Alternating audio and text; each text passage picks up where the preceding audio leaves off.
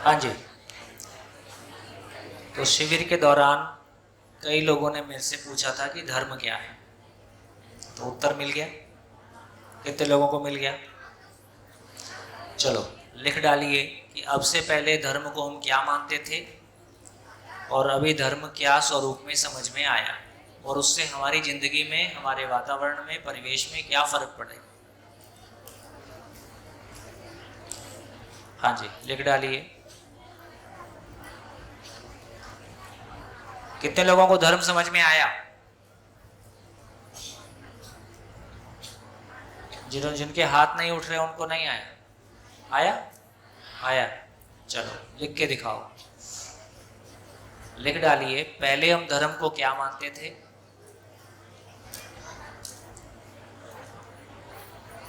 और अभी धर्म क्या समझ में आया और इससे क्या फर्क पड़ता है।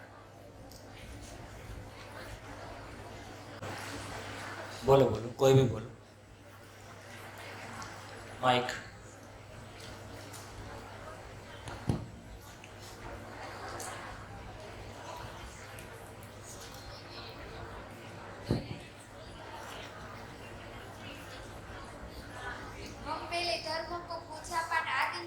थोड़ा माइक ऊपर। पहले हम धर्म को पूजा पाठ आदि मानते थे और यह हिंदू धर्म के है, यह मुस्लिम धर्म के है, जैन धर्म के है, ऐसे मानते थे। पर आज पता चला कि धर्म की परिभाषा कोई अलग ही है, जैसे कि जिसको अलग ना किया जा सके वो अपना धर्म है। और अब से मैं कभी धर्मों में भेदभाव नहीं करूंगी और मैं मेरे जीवन में यह बात अमल में मूकूंगी, जैसे कि एक मानव दूसरे मानव की मदद करना ही सबसे बड़ा मानव धर्म है। जी। और हेलो। गॉड, इंग्लिश भाषा में गॉड शब्द है। गॉड, गॉड यानी भगवान, ईश्वर, उसका मैं अर्थ निकाला है। गॉड, जी એટલે जनरेशन, जगत को उत्पत्ति का कारण। गॉड એટલે जी એટલે जनरेशन, ओ એટલે ऑर्गेनाइजेशन, संचालन करे विश्व। ब्रह्मा उत्पत्ति का कारण है, जी-ओ-डी। जी એટલે जनरेशन, जगत का उत्पत्ति का कारण ही ब्रह्मा है। ओ मीन्स ऑर्गेनाइजेशन, संचालन करे विश्व है। और D, destroy, destroy means Shankar भगवान महादेव है। डिस्ट्रॉय वो नाश्ता देता है।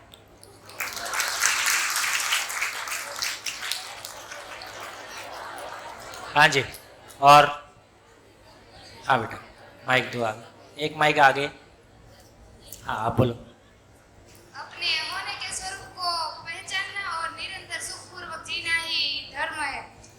मानव के प्रति आंतर विरोध और बाह्य विरोध का ना होना ही धर्म का अस्तित्व है। पहले मैं समझती थी कि धर्म यानी कि किसी धर्म की मान्यता, पूजा, आस्था, ये सब मैं धर्म मानती थी। अब मैं धर्म मानती हूँ कि हर मानव सुख धर्मी होता है, खुद खुश रहे और दूसरों को भी खुश रखे, वो मानव धर्म है। हाँ, तो अभी फिर जो आस्थाएं हमारी थी वो रहेंगी नहीं रहेंगी? देखो, हमको सारी बातों को आर पार करना पड़ेगा। वो क्लैरिटी हमको होगी तो, नहीं तो नए कन्फ्लिक्ट पैदा होंगे, नई तरह के प्रॉब्लम पैदा होंगे। तो मेरे घर में मेरे माता पिता की फ़ोटो रहेगी कि आपके माता पिता की फ़ोटो रहेगी? मेरे माता पिता की फ़ोटो रहेगी। मेरी ज़िंदगी में जिनसे मुझको प्रेरणा मिली उनकी फ़ोटो लगाऊंगा कि जिनसे आपको प्रेरणा मिली उनकी फ़ोटो लगाऊंगा? तो ये संभव ही है कि मुझको ज़िंदगी में जिन महापुरुषों की प्रेरणा मिली वो अलग हो सकते हैं, आपको ज़िंदगी में जिन महापुरुषों की प्रेरणा मिली वो अलग हो सकते हैं। इसमें कोई लड़ाई है क्या? आप किसी और की फ़ोटो लगा सकते हो, मैं किसी और की फ़ोटो लगा सकता हूँ, इसमें भी कोई बुराई नहीं है। और जिन भी धर्मों से हम जुड़े हुए हैं, जिन भी पंथों से हम जुड़े हुए हैं, उनके जो भी श्रेष्ठ पुरुष हैं, उन्होंने सामान्य ज़िंदगी से आगे बढ़ के जिया है, तो उनका हम सम्मान ही करेंगे। लेकिन ये हमारा ध्यान जाता है कि केवल जो कुछ अभी हम जितना कर रहे हैं, मतलब एक तो धर्म लगभग जैसे जैसे हम वर्तमान एजुकेशन को पाते हैं, नमस्कार पीछे, जैसे जैसे हम एजुकेशन को पाते हैं वैसे वैसे तमाम चीज़ों से तो जो चीज़ें हमारी ज़िंदगी में सबसे ज़्यादा महत्वपूर्ण थी वो चीज़ें अंधविश्वास में चली गई, वो चीज़ें बेकार चली गई, इलॉजिकल है ऐसी भाषा में कहीं चली गई, जबकि उनका हमारी ज़िंदगी में महत्व है।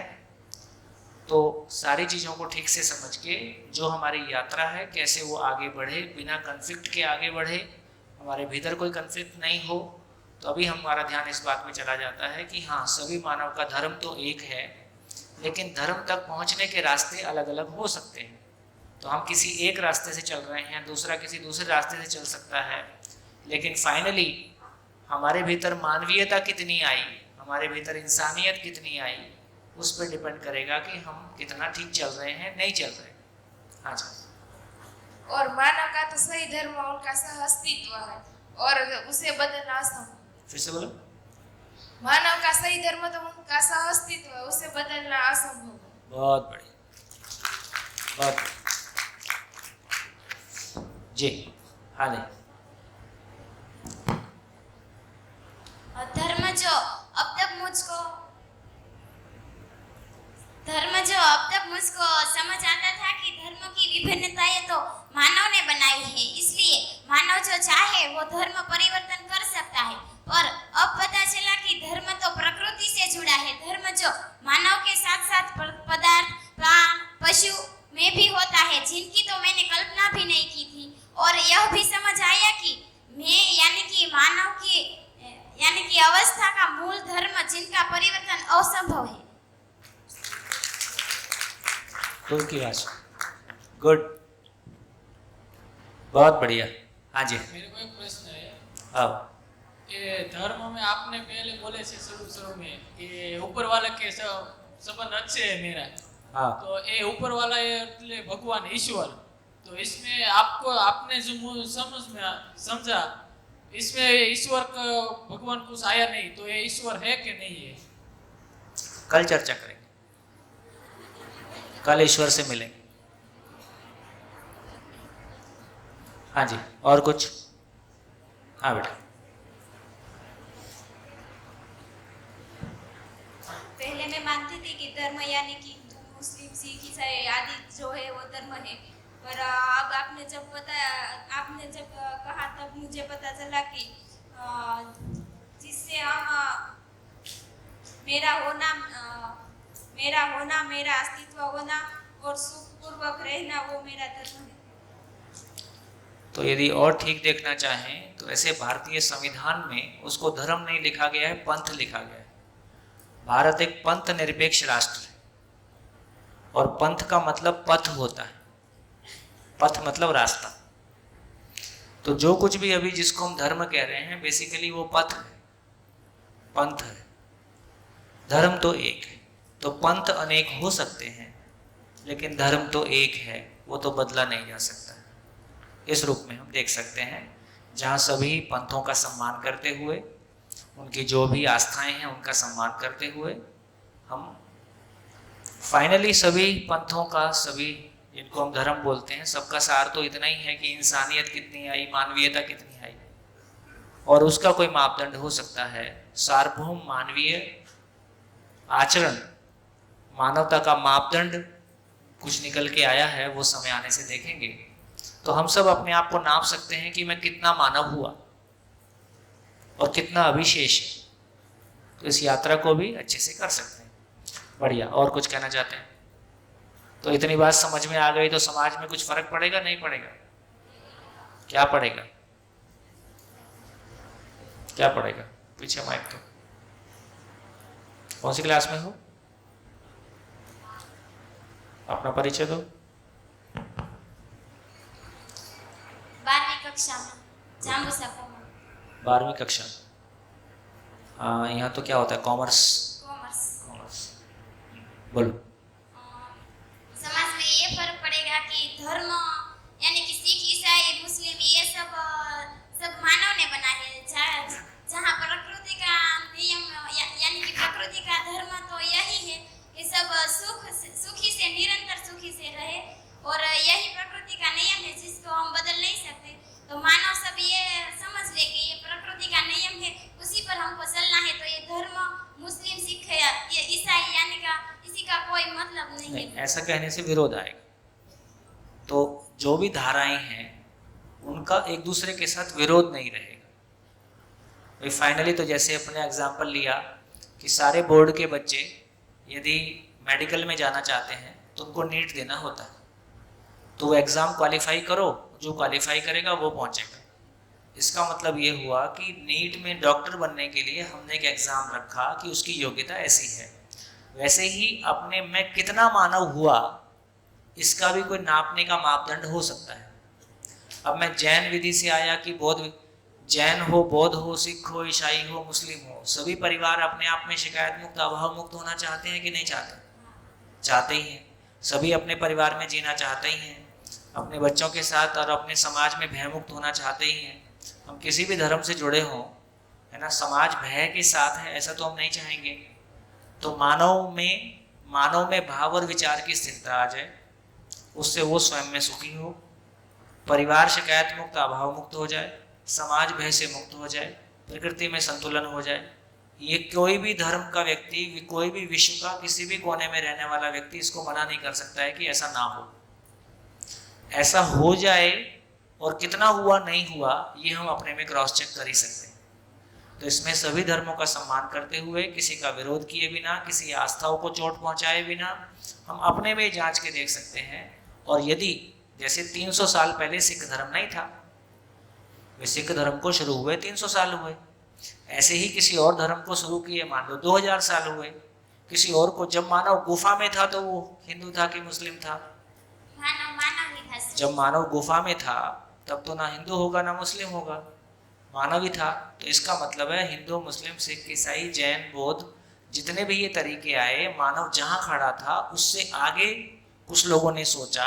जिन लोगों ने आगे सोचा उनके पीछे कुछ लोग चल दिए, तो एक धारा बन गई, तो दूसरी धारा बन गई, तीसरी धारा बन गई, ऐसे तमाम धाराएं बन गई। सारी धाराओं के सभी लोग कुल मिला के विश्व शांति चाहते हैं, अपने मन में शांति चाहते हैं, परिवार में शांति चाहते हैं, धरती बनी रहे ऐसा भी चाहते हैं। ये लक्ष्य पूरा हो सकता है यदि इस विधि से चल के ये लक्ष्य पूरा हो सकता है, और इसमें किसी को क्रिटिसाइज नहीं करना है, किसी को गलत नहीं कहना है। कुल मिला के पहले हम बैलगाड़ी में चलते थे, अभी हम दूसरी गाड़ी आ गई तो उसमें चलने लगे, तो कोई विरोध भी नहीं है। ऐसे तमाम लोग हम अलग अलग हिंदू, मान लो हिंदू में ही जुड़े हैं, उसमें भी अनेक धाराएं हैं, वो धाराएं हम बदलते भी रहते हैं, कभी किसी से जुड़ जाते हैं, कभी किसी और से जुड़ जाते हैं। सार बात रिजल्ट है कि सार बात प्रक्रिया है? रिजल्ट सार बात है। यदि रिजल्ट आता है तो हर प्रक्रिया को न सलाम है, क्या दिक्कत है? कई प्रक्रिया हो सकती हैं, किसी को कोई एक प्रक्रिया सूट करे, किसी को दूसरी सूट करे। अच्छी बात यह है कि जिन सारी चीज़ों को अभी हम ऑफ द मेन स्ट्रीम कर रहे थे, प्रौढ़ शिक्षा कार्यक्रम के रूप में कर रहे थे, अब वो मुख्य धारा में आ गया, शिक्षा में वो शामिल हो गया। मानव पे क्लासरूम में बात हो सकती है। अभी तक धर्म की बात तो क्लासरूम में होती नहीं है, आदमी की जिंदगी की बात तो क्लासरूम में होती नहीं है। आदमी को धर्म कब याद आता है? जब जिंदगी में दुख पाता है या जिंदगी से बोर होता है। तो 30 साल, 40 साल, 50 साल जब मुख्य धारा से बोर होता है या माँ किसी चीज को परेशान होता है, तो किसी धर्म, फिर उसको लगता है यार कुछ देखना चाहिए, कुछ और भी होगा। जबकि यदि बचपन से हम उसको समझेंगे, देखेंगे, जैसे भाषा को बचपन से सीखते हैं, बोलना सीखते हैं, चलना सीखते हैं, खाना बनाना सीखते हैं, सब सीखते हैं, तो जिंदगी को क्यों छोड़ के रखा हुआ है? जबकि जिंदगी बचपन में सीखने की चीज है। यदि सही अर्थों में देखा जाए तो क्लास 8th के पहले जीने की शिक्षा ज़्यादा, कौशल की शिक्षा कम। क्लास 8 के बाद या 5 के बाद कौशल की शिक्षा ज़्यादा और जीने की शिक्षा साथ में चलती रहेगी, तो बहुत आराम का काम हो जाएगा। यदि हम लोगों की ज़िंदगी में फ़र्क समझ में आता है तो हम लोगों के आसपास सभी धर्मों के जुड़े हुए लोग हैं। इसका मतलब है कि बिना किसी का विरोध किए हुए यदि रिजल्ट आता है, रिजल्ट सबको स्वीकार्य होता है। तो मूल बात क्या है? जो आपके टीचर ने आपको प्रेरणा दी, साल भर आपको देखेंगे, 1 साल बाद आपको देखेंगे, अभी अच्छी अच्छी बातें करते हैं। हाँ जी, और बताइए, तो क्या हो गया? धर्म पूरा हो गया, धर्म को लेके संतुष्टि हो गई। और वैसे भी ना उन्माद ज़्यादा है। देखो कितने हिंदू हैं जिनके घर में उनके मूल शास्त्र हैं, कितनों ने वो पढ़े हैं, कितनों ने उसको समझा है, कितनों ने उसको आचरण में ढाला है। किसी भी धर्म के हों, अपन ऐसी ठप्पा लगाए घूम रहे हैं, अपने को नहीं पता है हिंदू क्या क्या मतलब क्या होता है। अधिकांश हम लोग नहीं जानते। तो इसका मतलब है कि इसको जानने की भी आवश्यकता है और जीने की भी आवश्यकता है। बढ़िया, गुड। चलो बताओ आगे कहाँ चले। भगवान ने गीता में 7वां अध्याय में बताया है अर्जुन को कि ज्ञानम विज्ञानम भक्ष्यामि शेषतः यत् ज्ञात्वा देहं ભૂયો ન ઉષિષ્યતિ। જ્ઞાન અને વિજ્ઞાનની હું તને વાત કરીશ, એને જાણ્યા પછી જગતમાં તારે કંઈ જાણવાનું રહે નહીં। मतलब ज्ञानम विज्ञानम भक्ष्यामि शेषतः यत् જ્ઞાત્વા ભૂયં निजो अहम ज्ञानम विज्ञान भक्ष्यामि योगतः। ज्ञान विज्ञान जाण्या પછી આ જગતમાં કોઈ જાણવાનું બાકી રહેશે નહીં। આ ગીતાનો 7મો અધ્યાયનો શ્લોક છે।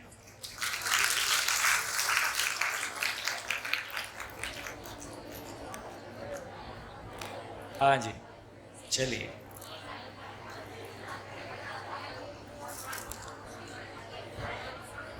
तो जितनी बात अभी हमने की,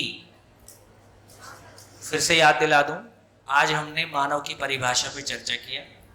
मानव की परिभाषा को हमने देखा, किसी ने सोशल एनिमल कहा, किसी ने मानव संसाधन कहा, किसी ने जीव कहा, किसी ने वोटर कहा, किसी ने उपभोक्ता कहा और ढोर कहा।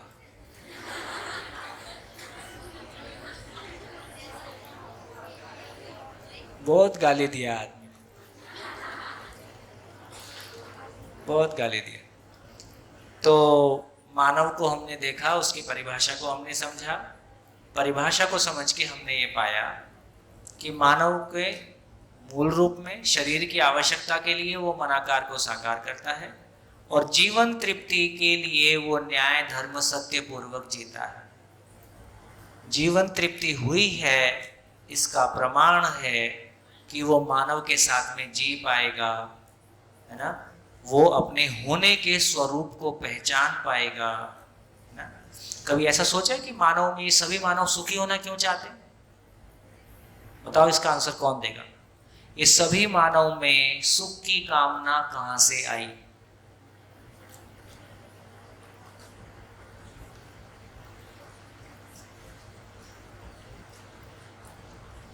माइक।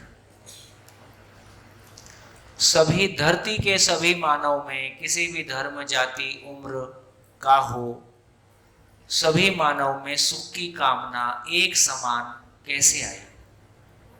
ये प्रकृति ने उसके अंदर रखी हुई है, बाय डिफॉल्ट रखी। ओ, ये तो कोई बात नहीं हुई ना। अब कैसे आपने रखते हुए देखा? एक एक में सुख रख दिया, ऐसा रखा? जैसे पदार्थ कैसे आई? जैसे पदार्थ में उसका होना है, कैसे है वो होना? क्योंकि उसका वो स्वरूप है, वो बदलता नहीं, वैसे वैसे। क्यों नहीं बदलता? जो गई भैंस कल निकलेगी, कल निकलेगी। आज पहले फंसी हुई है, देख ले। देखिए, अब जैसे साइंस के हम लोग हैं, साइंस में एटम के अंदर पार्टिकल केंद्र में भी और परिवेश में भी लगातार घूमते हैं। उनको घूमने के लिए ऊर्जा कहाँ से आती है, ऐसा साइंस में भी पता नहीं। साइंस यहाँ से शुरू करता है कि एटम है, पार्टिकल घूम रहे हैं, चलो आगे की कहानी शुरू करेंगे। जैसे गुरुत्वाकर्षण बल है ना, हर चीज नीचे की ओर जाती है। क्यों जाती है? धरती खींचती है। तो धरती में खींचने की ताकत कहाँ से आ गई?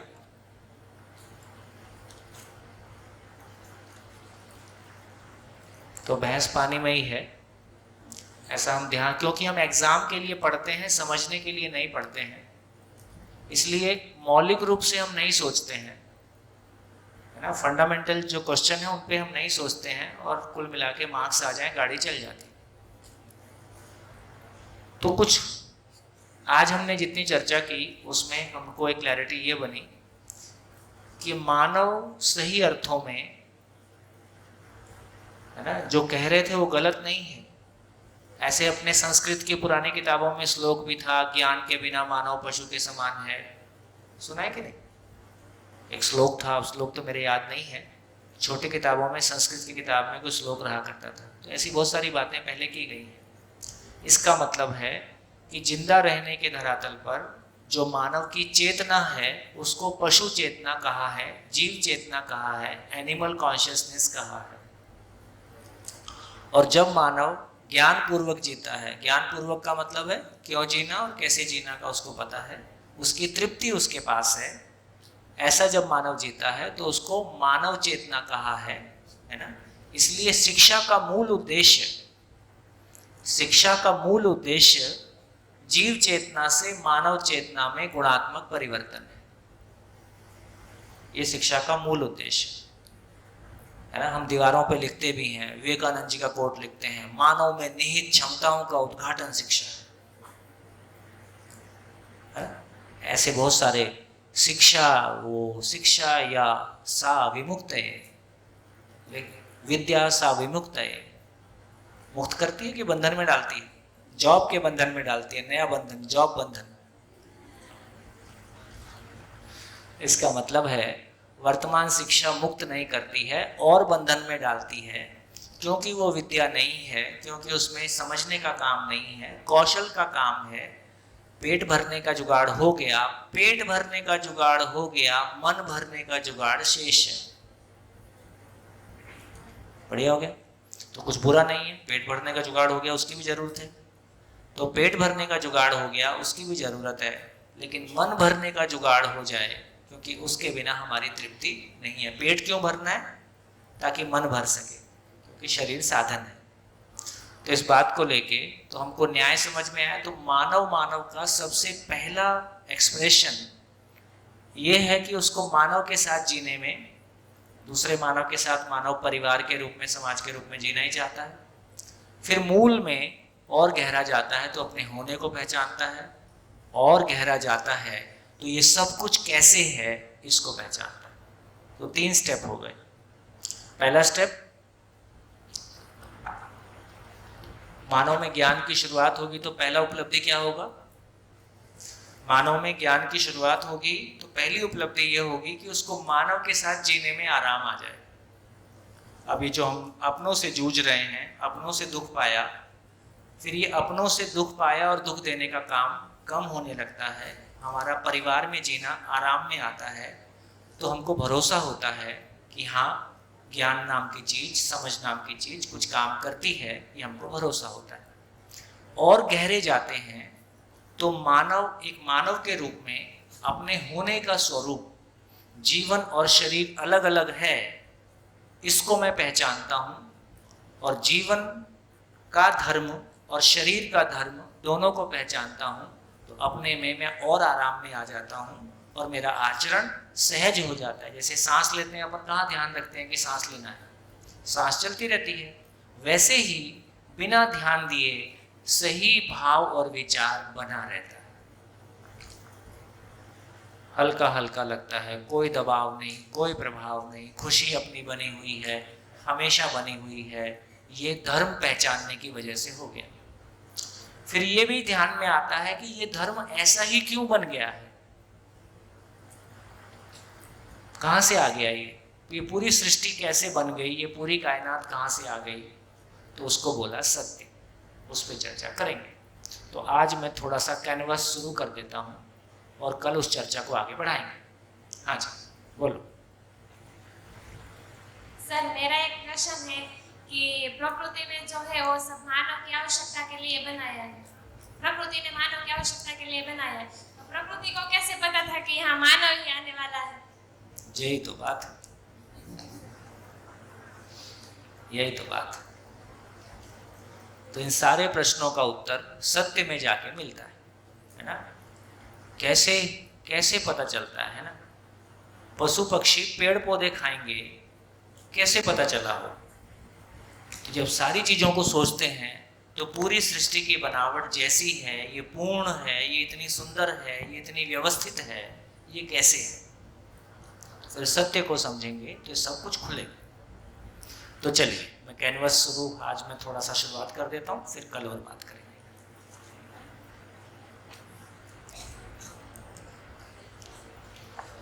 तो देखो अच्छा उधर का बोर्ड पूरा ही साफ कर दिया है।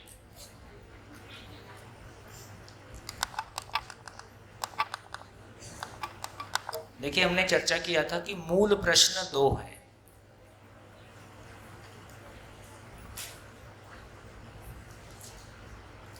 क्यों जीना है और कैसे जीना है।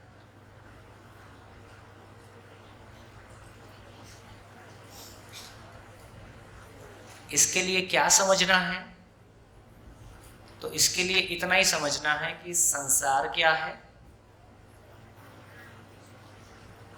मैं क्या हूं और करना क्या है। इतना काम है। तो अब तक हमने कितना काम किया पिछले 6 दिन में? क्या किया तीनों में से?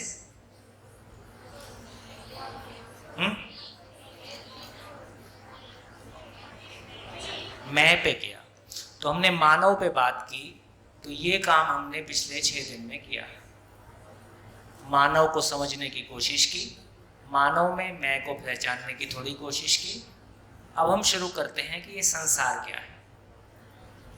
फिर अगले शिविर में निकलेगा, थोड़ा सा अभी भी निकल जाएगा कि करना क्या है।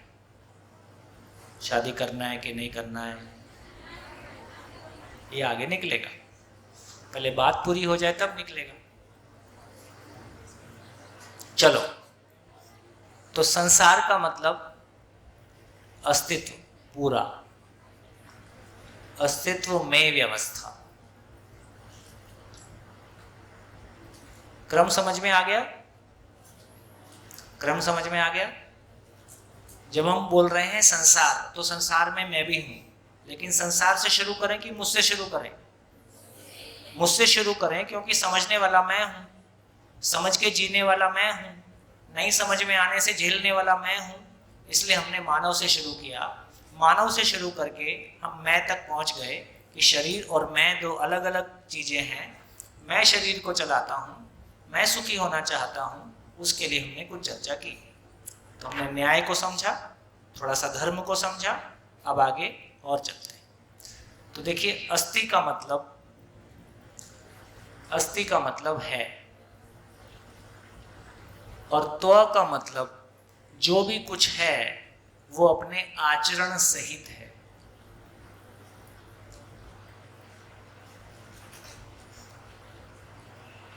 आचरण सहित है का मतलब उसका व्यवस्था में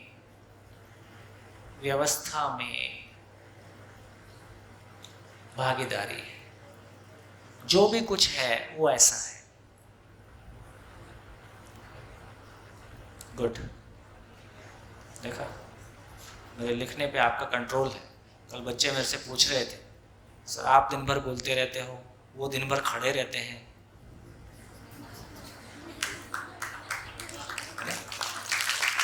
तो बच्चों का ध्यान इस बात पे जा रहा है कि देखो दिन भर खड़े रहना या दिन भर बोलते रहना, 2 लोग मेहनत ज़्यादा कर रहे हैं। तो उसका फल अगले 1 साल में आप लोगों से पता चलेगा।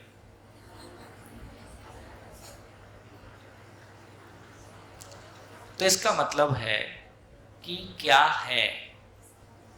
है। तो एक तो पता चला कि इकाइयां हैं। इकाइयां मतलब एकम। इकाइयों में अब पता चला कि 2 प्रकार की इकाइयां हैं। एक जिनको बोल रहे हैं जड़ इकाइयां, दूसरी जिसको बोल रहे हैं चैतन्य इकाई। जड़ इकाई जिसको बोल रहे हैं, जड़ इकाई का मतलब है एटम। तो एटम 108 प्रकार के एटम या कम ज्यादा। एटम अकेला नहीं रहता है, दूसरे एटम के साथ मिलके अणु के रूप में दिखाई देता है, और इसको बोलते हैं मॉलिक्यूल। अणु भी अकेले नहीं रहते हैं, बहुत सारे अणु मिलके हमको पिंड के रूप में दिखाई देते हैं। पिंड मतलब जो आंख से दिखाई देने लगता है उसको पिंड बोलते हैं, है ना। जैसे एटम हमको आंख से नहीं दिखाई देता, मॉलिक्यूल भी हमको आंख से नहीं दिखाई देता, लेकिन इतने सारे मॉलिक्यूल एक साथ हो गए कि अब हमको आंख से दिखने लगे, तो हम कहते हैं कि अब ये पिंड है। गुजराती में क्या बोलते हैं? पिंड। चलेगा? तो पिंड बोलते हैं। पिंड के रूप में हमको दिखाई क्या देता है? हमको मिट्टी दिखाई देती है, हमको पत्थर दिखाई देता है ना, रत्न मणि दिखाई देती है, और हमको धातु दिखाई देती है। ये सब चीजें हमको आंख से दिखाई देती हैं। इनको नाम दिया पदार्थ अवस्था। ये सब हम साइंस में पढ़ते हैं।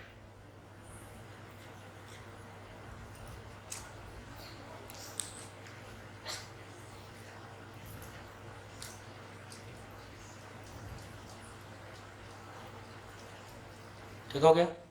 लिखना चाहते हैं लिख लीजिए, फटाफट लिखिए। हो गया? गुड। अब देखिए, अब जो ये अणु है, जैसे बरसात में एक समय आता है जब बहुत सारे मच्छर हो जाते हैं। गांव में हम देखते हैं कोई एक समय आता है जब बहुत सारे वो कीड़े फसलों में आ जाते हैं, और गांव में भी बहुत सारे वो उड़ने वाले कीड़े हमको दिखने लगते हैं। पानी कहीं इकट्ठा हो जाता है तो उसमें वो छोटा वो हिलने वाला ऐसा, है ना, क्या बोलते हैं, पूरा जो ऐसा। तो इसका मतलब है कि अणु एक निश्चित ताप, दाब और नमी पाकर के वो एक रासायनिक क्रिया होती है। रासायनिक क्रिया के फलस्वरूप बहुत सारे यौगिक बनते हैं, कंपाउंडिंग प्रोसेस, यौगिक बनते हैं, और यौगिक आगे चल के कोशिका के रूप में दिखाई देते हैं। कोशिका, आप उसको बोलते हो कोशा, कोश है ना। जैसे काई बोलते, काई होती है पानी में हरी हरी, पानी रुका रहता है, नील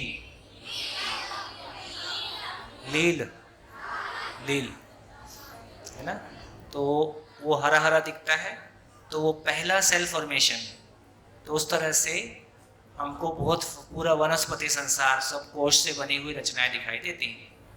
तो एक कोशिका के बाद एक कोशिका से अनेक कोशिका, तो कोशिका से बने हुए पेड़ पौधे दिखाई देते हैं, पेड़ कोशिका से बने हुए पशु पक्षी के शरीर दिखाई देते हैं, और कोशिका से ही बना हुआ मानव शरीर।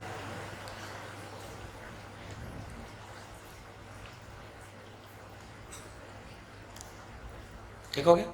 यहाँ तक ठीक है? और हम ये भी जानते हैं कि ये सारा मरने के बाद पदार्थ हो जाता है ना। पशु मर जाता है, आदमी मर जाता है, पेड़ मर जाता है, तो वापस क्या हो गया? पदार्थ में कन्वर्ट हो गया, और पदार्थ वापस इसी प्रक्रिया से फिर दोबारा नया पेड़ बन गया, नया बच्चा बन गया, नया पशु बन गया। तो लगातार नए शरीर बनते रहते हैं, पुराने शरीर मरते रहते हैं, वो साइकिल जारी रहता है। ये हम देखते हैं होते हुए। इसमें से पदार्थ अवस्था इसको बोला, पेड़ पौधे को प्राण अवस्था बोला।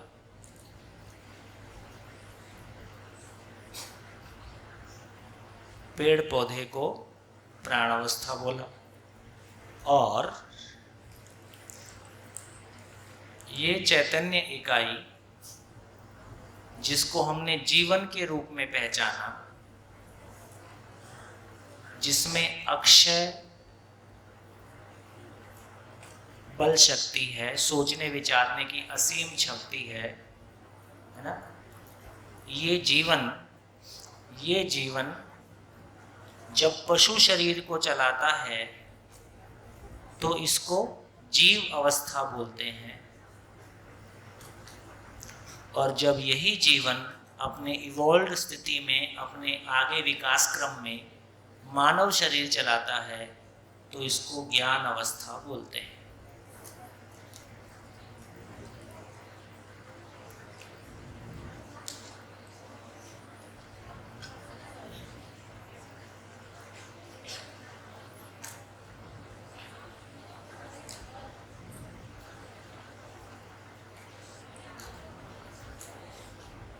बहुत बढ़िया।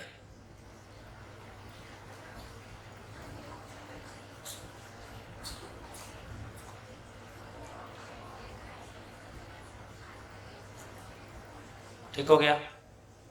अब इस चार्ट को देख के आपके मन में क्या क्या क्वेश्चन पैदा होते हैं, क्या चीज ऐसी लग रही है कि इसमें आपको लग रहा है कि ये समझ में नहीं आ रहा है या ये ठीक नहीं हो रहा है ना। क्या क्वेश्चन आपके मन में उठते हैं उसको देखो।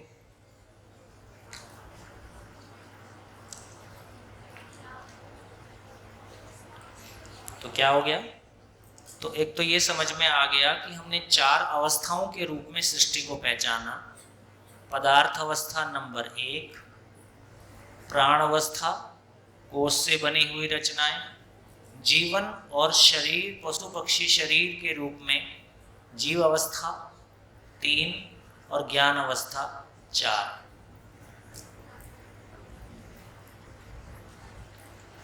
इस रूप में हमने पूरी सृष्टि को पहचाना।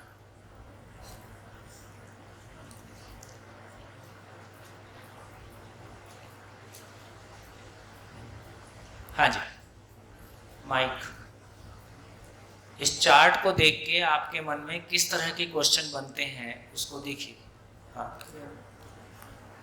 प्रकाश कहाँ आएगा, कौन सी इसमें प्रकाश? जड़ में वो इकाई माना जाता है। प्रकाश जो चीज है, जिस प्रकाश को हम लाइट के रूप में पहचानते हैं, वो किसी पिंड की आवेशित स्थिति, लकड़ी रखी है उसको आग लगा दिया तो आवेशित स्थिति है। कॉइल है उसमें करंट पास कर दिया तो उसको आवेशित कर दिया।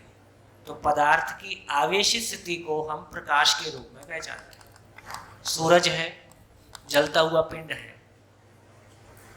चांद की अपनी कोई चमक नहीं है, सूरज की रोशनी चांद पे पड़ती है, उससे चांद चमकता है। मैग्नेटिज्म वगैरह भी उसी में आ गया। मैग्नेटिज्म वगैरह सब पदार्थ में आ गया। पदार्थ का गुण है मैग्नेटिज्म। हाँ जी, और कुछ? हाँ जी, इस पूरे चार्ट को देख के आपके मन में किस तरह के क्वेश्चन पैदा होते हैं?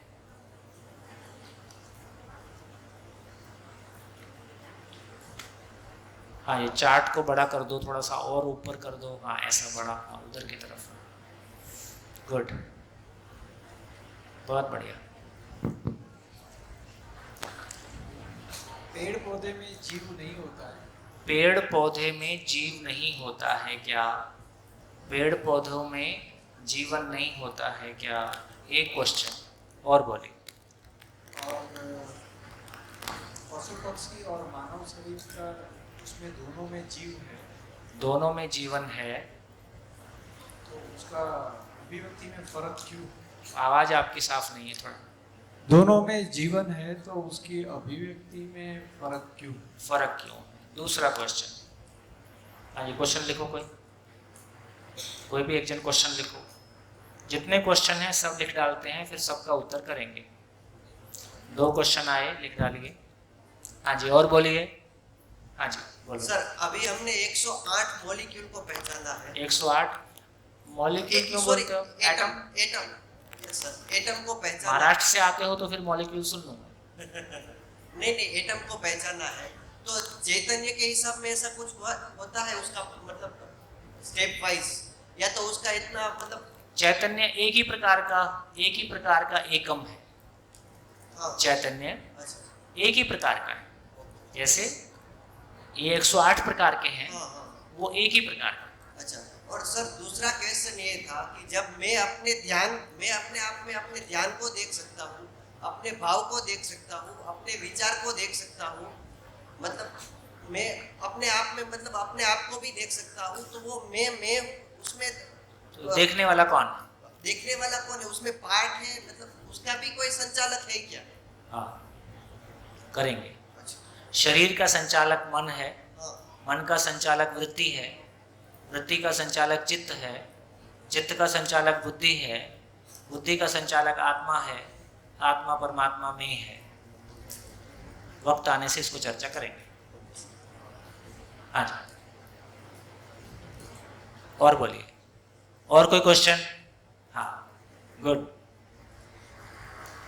सर मेरा एक कंफ्यूजन है कि जो पशु पक्षी के शरीर है, वो पशु पक्षी पदार्थ अवस्था में जो लेता है वो उनसे भी ज्यादा वापस करता है। पशु पक्षी पदार्थ अवस्था में से जो लेता है वो उनसे ज्यादा वापस करता है। મળમૂત્ર ને બધું વાપસ કરશે એમ ફળ તો એમ કહે છે કે માનવ છે એ લે છે બધું પણ કઈ વાપસ નથી કરતું એમ। भ्रमित मानव गड़बड़ करता है, जागृत मानव सब कुछ ठीक करता है। તો સર માનવ શરીર છે એ પાછું પદાર્થ અવસ્થામાં જાય એમ। है? क्या बोला? मानव शरीर जो है मरने के बाद, तो पदार्थ अवस्था में मरने के जाता बाद क्या होता है? लकड़ी पर रख के आग लगाते हैं कि नहीं लगाते? लाश जलता हुआ देखा है कि नहीं? देखा। देखा है? पहले महिलाओं को वहाँ शमशान घाट में नहीं लेके जाते थे। आपके यहाँ क्या परंपरा है? लेके जाते हैं कि नहीं लेके जाते? नहीं लेके जाते? नहीं। ये अच्छी बात नहीं। क्यों अच्छी बात नहीं है? हाँ, लाश को जलता हुआ देखना अच्छा काम। अच्छा काम का मतलब है कि आपको ये स्वीकार हो कि शरीर मरण धर्मा है, शरीर मरने वाली चीज है, ये अपने स्वीकार भाव में आना, उसके लिए उसको जलता हुआ देखना, ये अच्छी बात है। और शायद ऐसा मानते हैं महिलाओं का दिल कुछ कमजोर रहता है। देखो पंजाबी महिलाएं, पंजाब में महिलाएं सभी शमशान घाट में जाती हैं, तो थोड़ा सा जितना हम उनको एक्सपोजर कम देते हैं उतना वो डरे हुए भी रहते हैं। सर मैं यही पूछने वाली थी कि हम चलते हुए देखते तो डर लगता है। हाँ, तो डरने की क्या बात है? शरीर मरता ही है, शरीर मरता है, उसको स्वीकारने की जगह है। वो अपनी जिंदगी का कहीं ना कहीं जब लाश जलती है तो उसको देखते हुए आखिर फिर क्या निकला, ये आदमी सोचता है। जिंदगी के नजदीक आने के लिए शमशान घाट अच्छी जगह है। हाँ जी, आपने जो पेड़ पौधे पशु पक्षी और मानव शरीर मरने के बाद पदार्थ अवस्था में विलीन हो जाता है ऐसा लिखा है।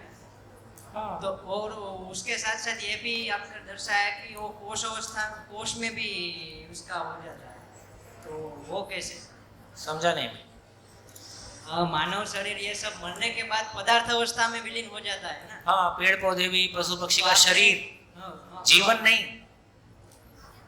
देखो ये बात यहाँ पे मत आए कि इसका मतलब ये हो गया कि मानव का शरीर लिखा है, शरीर इधर आ गया, जीवन तो यहाँ से जोड़ा। नहीं जीवन नहीं। तो जीवन नहीं आता है, जीवन पदार्थ में नहीं जाएगा। आपने वो दूसरा वो एरो दिखाया है कोश के पास, ये हाँ वो वाला। हाँ, तो ये फिर से वैसी हो गया। मतलब इसका मतलब ये हो गया, इसको यहाँ से ना देखो, ये तो ऊपर हो ही रहा है ना, मॉलिक्यूल से ताप दाब और निश्चित नमी, और ये वापस शरीर बन गए। ऐसे साइकिल आपने ऐसे देखने से भ्रम हो जाता है। हाँ, कोई बात नहीं। हाँ जी, और कोई प्रश्न? माइक।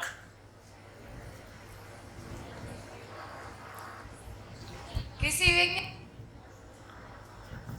वैज्ञानिक ने ऐसा साबित की पेड़ पौधे हैं वो संवेदनशील होते हैं, तो क्या? कैसे? लड़की पढ़ी लिखी है। गुड। जगदीश चंद्र बसु ने कहा कि पेड़ पौधों में जीवन होता है। कहा हम में से कितने लोग इस सभा में जो बैठे हैं वो ये मानते हैं कि जैसे मानव भी सुखी दुखी होता है, पेड़ पौधे भी आंशिक रूप में सुखी दुखी होते हैं। ठीक है सभी, अब इसको आगे लेके चलते हैं। यदि पेड़ पौधे सुखी दुखी होते हैं और आप टमाटर के पेट में चाकू डाल देते हो, बैंगन का तो भरता ही बना देते हो, तो कितना दुखी होता होगा। तो आप सारे हिंसक लोग हो कि अहिंसक लोग हो? इतनी हिंसा करके, मिर्ची डाल डाल के छौंका है। यदि पेड़ पौधे आंशिक रूप से सुखी दुखी होते हैं तो आप उसमें चाकू डालते हो, आप उसको आग पे जलाते हो, आप उसमें मिर्ची डालते हो, वो कितने सुखी दुखी होते, कितने दुखी होते होंगे। तो आप सारे हिंसक हो कि अहिंसक हो?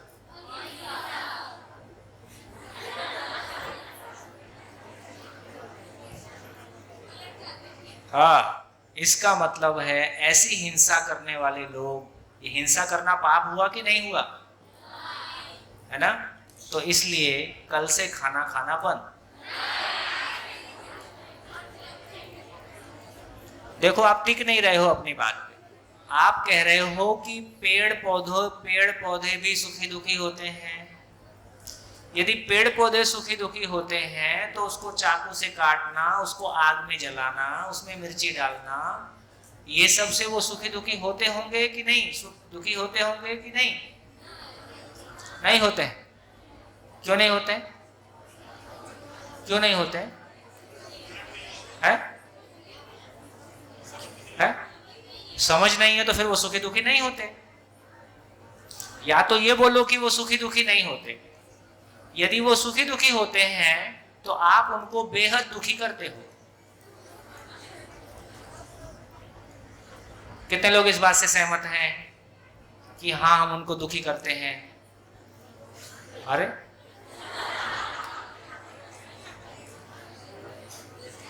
ये तो बेईमानी टाइप काम है ना भाई। एक तरफ आप कह रहे हो, सबने हाथ उठाया कि पेड़ पौधे सुखी दुखी होते हैं।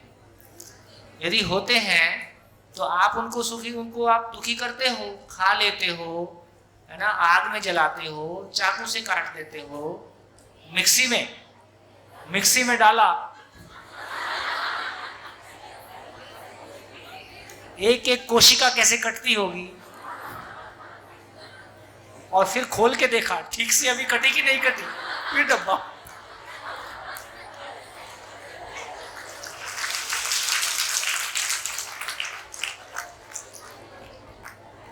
कितनी हत्या आप करते हो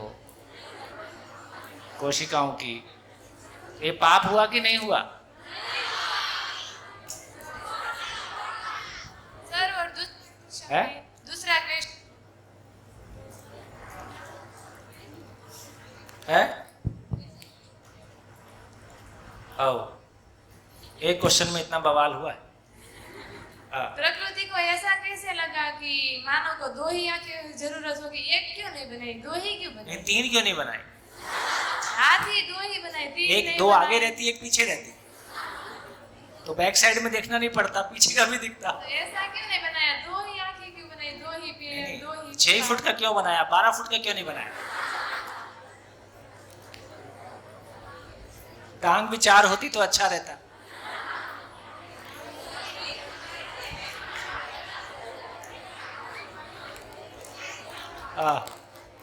हाँ जी सुनिए नेक्स्ट। हम जब 8वीं कक्षा में थे ना तो विज्ञान में एक प्रयोग आता था कि 2 पौधे लिए, उनमें एक पौधे को संगीत सुनाया तो दूसरे पौधे को संगीत नहीं सुनाया। तो जिस पौधे को संगीत सुनाया था ना, वो पौधा की बुद्धि थोड़ी ज्यादा हुई। तो बुद्धि ज्यादा होती, हाँ, वृद्धि ज्यादा होती, यानी बढ़ता बढ़ता ज्यादा। तो उससे ऐसा क्यों नहीं कि पेड़ पौधे संगीत।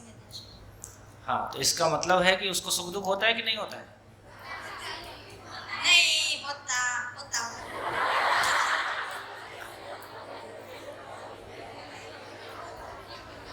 हाँ जी, टोटल कंफ्यूजन की स्टेट में है। सारे शाकाहारी पेड़ पौधों को लगातार दुख देते हैं, तो ये अन्याय हुआ कि नहीं हुआ? तो कल से खाना बंद। हाँ जी। ये जैसे सिंह हरण को मारते हैं, उसकी ये प्रकृति है। जैसे ये अच्छा। मानव वो खाने के इसलिए लिए मानव खाता है। तुम किसी के घर गए, उसने तुम्हारा नाश्ता कर लिया। मानव को खाने की प्रकृति नहीं है ना। हाँ, तो फिर मानव में मानव को खाने की प्रकृति नहीं है, लेकिन मानव दूसरे को खाएगा और वो दुखी होगा, तो ये न्याय हुआ कि अन्याय हुआ? मानव के लिए न्याय है, शेर को न्याय नहीं चाहिए। मानव की बात कर रहे हैं। हाँ जी, और क्या क्वेश्चन? एक दूसरा क्वेश्चन था। हाँ ये पशु पक्षी में जीवन आता है, हाँ उसमें ही तो ज्ञान तो होता है, उसको वो ही संग्रह करते हैं, तो ज्ञान तो उसमें ही होता है ना। कोई बार वो कुत्ते होते हैं, कुतरे, उसको ट्रेन भी किया जाता है, वो मालिक को पहचानता है। गुजराती में कुतरा बोलते हैं। कुतरा।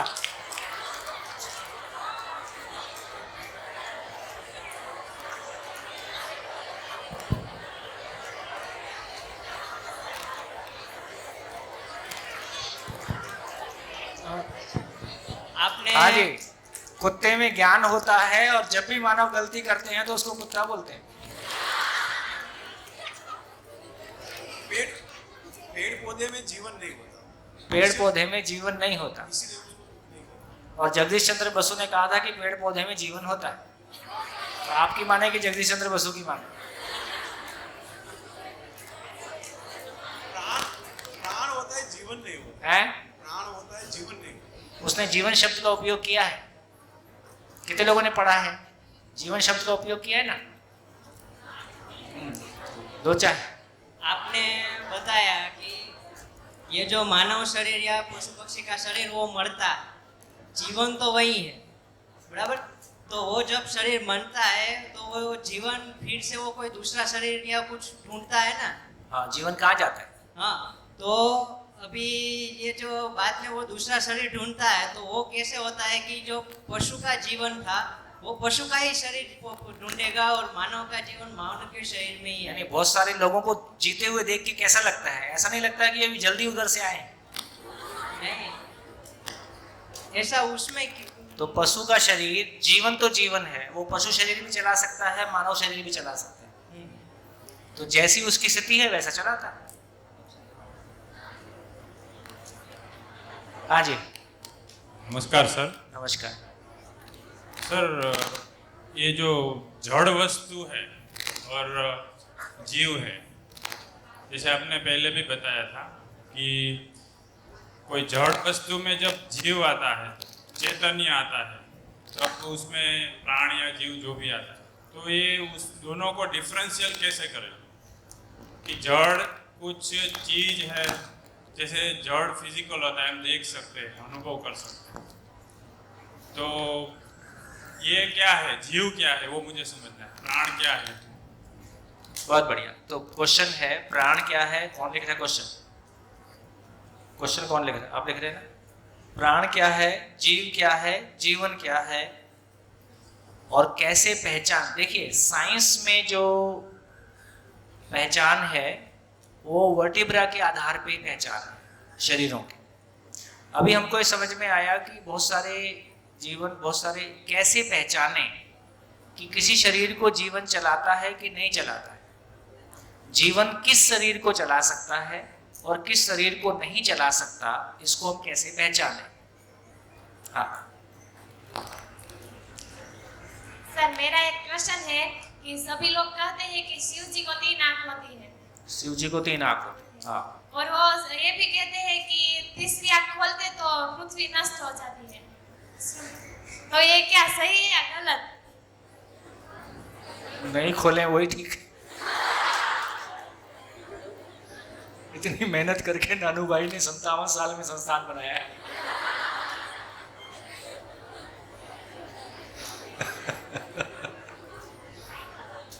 तो उसको समझेंगे। लिखो भाई, इनका क्वेश्चन लिखो। 3 आंख और तीसरी आंख का काम क्या है? हाँ, चलो आगे बोलो। सर, और भी एक क्वेश्चन है कि प्रकृति किसने बनाई? लिखो भाई, प्रकृति किसने बनाई? हाँ जी। ये जो जीवन, मन और जीवन हमने पिछले तीन हाँ। दिनों में मन को जीवन बोल। हाँ, जीवन का एक पार्ट मन है। और जीवन जब हमने सीखा तो शरीर को चलाने के लिए वो बुद्धि का इस्तेमाल करता है। तो जीव अवस्था में और ज्ञान अवस्था में वो बुद्धि आ रही है, लेकिन जो पदार्थ ये है पेड़ पौधे, उनमें बुद्धि का या मन या मस्तिष्क नहीं है, वो गैप है। इसलिए उसको जीवन या सेंसेशंस में नहीं माना पेड़ पौधा। चलो, पेड़ पौधों का जीवन शैली कैसा होता है उसको अपन समझना चाहते हैं, है ना? उसको समझें और बोलिए। हाँ जी। पेड़ पौधे सजीव होते हैं, उसमें कंफ्यूजन है कि जैसे हम श्वास की क्रिया में ऑक्सीजन लेते हैं और कार्बन डाइऑक्साइड बाहर निकालते हैं, वैसे पेड़ पौधे भी कार्बन डाइऑक्साइड लेते हैं और ऑक्सीजन बाहर लेते हैं। वो हमारी तरह ही हुआ, और हमारी वृद्धि होती है उस तरह पेड़ पौधों को भी वृद्धि होती है। हमको खाना चाहिए, उसको पानी वो मिलता है, तो ये कैसे हुआ कि पेड़ पौधे सजीव नहीं है? तो ये हुआ कि जो जिस तरह से मानव को देख के और पेड़ पौधे को लेकर कुछ अंतर दिखाई देता है कि नहीं, है ना? तो पेड़ पौधे में सोचने की ताकत वैसी नहीं है जैसी मानव में है। तो उस क्वेश्चन मैंने आपका डाल दिया है, हम कैसे पहचाने कि जीवन किस शरीर को चला सकता है और किस शरीर को नहीं चला सकता है, और यदि पेड़ पौधों में वो जीवन नहीं है जो मानव में है, फिर वो कैसे चल रहे हैं, उनमें क्या चीज है, उसको समझेंगे। ठीक है, दोनों बातों को समझेंगे तो तुम्हारा क्वेश्चन का आंसर उसमें आ जाएगा। हाँ जी, और बोलिए। हाँ, माइक दो भाई, जिनके पास क्वेश्चन है वो खड़े हो जाएं फटाफट, जल्दी जल्दी बोलो तब तक जिनके पास माइक आता है। जो हमें जीना है तो इतना पाप तो करना ही पड़ेगा, वरना हम जिंदा नहीं रह सकते। अब किसी को लगता है इतना ही पाप करना पड़ेगा, किसी को लगता है फिर थोड़ा ज्यादा भी कर सकते हैं। जो इतना पाप ना करे तो हम जिंदा नहीं रह सकते। वही ऐसा पाप ना करे, ऐसा कोई आप हमें रास्ता बताओ जिससे हम तो भी जिंदा रह सके। तो हम तो रास्ता बताने ही आए, तो ऐसा पाप हम नहीं करेंगे। ऐसा बिल्कुल ठीक है, कल इसका फैसला करेंगे। हाँ जी, माइक